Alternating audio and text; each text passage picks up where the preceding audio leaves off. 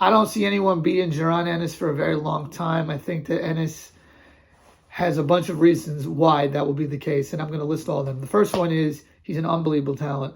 I think from a talent standpoint, he's already probably pound for pound worthy. Just doesn't have the resume yet. I think another reason is he's massive at that weight. Huge, and I don't know how he makes 47, but he does it. Credit to him. But he is huge. He looks bigger than Sugar Ray Leonard looked at that point. I mean, definitely bigger because that was same-day weigh-in era. I mean, I can't remember a welterweight looking this big ever, honestly. Maybe Antonio Margarito. I mean, I can't think of a welterweight who looked this big. Even Hearns. Hearns went from 47 and up, but he wasn't built like that. He was tall and long, but he didn't have the back and the shoulders like Jaron Ennis. And I think Jaron Ennis actually could do what Thomas Hearns did, which is go from 47 to light heavyweight and win titles at all the weight classes. Tommy Hearns is the only fighter to ever do that. So I think, he can do something like that, Jaron Ennis. But that's just another reason. Another reason is he's dedicated to the sport. He takes it seriously. From what I understand, he doesn't have a lot of distractions outside the ring. He's got his father who's training him, and he's very serious, means business. So I think that he's not one who's going to get steered off the path. But obviously with success, more temptation comes. So we'll have to see about that. But I don't think he's like that. I think he's going to stay on the right track, stay on course. So I think that would be something that won't bother him at all, the success. And another reason is I don't see anybody at this division right now that's so great. I mean, Crawford and Spence moved up. Thurman moved up, and he's out of the game really at this point.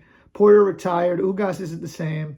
Brook retired. Pacquiao's retired, but even if he comes back, he's not the same Pacquiao, even if he does fight Barrios. Which, by the way, he has a shot at potentially beating Barrios, even at this point. But, who is it? You got Mario Barrios, the guy who got knocked out by Tank at 140. I know that he was drained, but still. And then even at 47, he lost to an old Thurman, and he lost basically every round. So he's not world-class, Mario Barrios. He's more like a contender, kind of like a top 10 guy. If he was in the era that I just said earlier, he'd be like the 8th, 9th, or 10th best guy. So he's not world-class. Stanionis is a pretty good fighter, maybe, but I don't think he could beat Boots. I don't think Rocha, Santleon, Brian Norman, there aren't really a lot of guys. Conor Benn, I don't think has, he's going to lose to Boots once Eddie Hearns decides. Once Eddie Hearns decides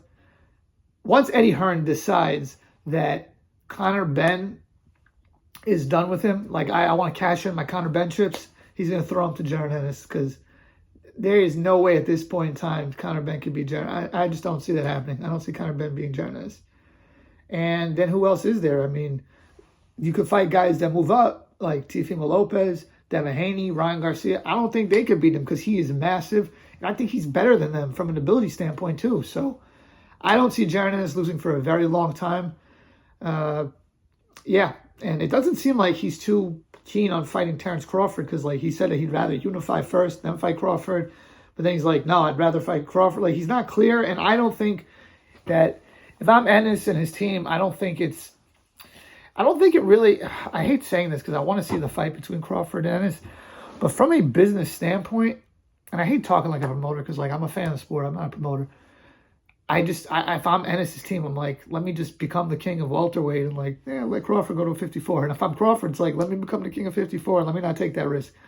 But I don't think the fight's going to happen.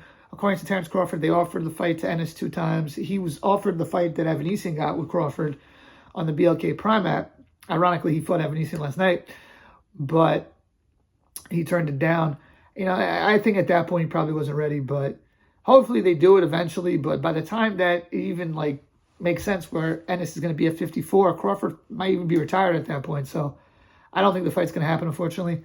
But I think that's Crawford's biggest threat, at 54 or 47. That's what I think. But I don't see Ennis losing for a long time.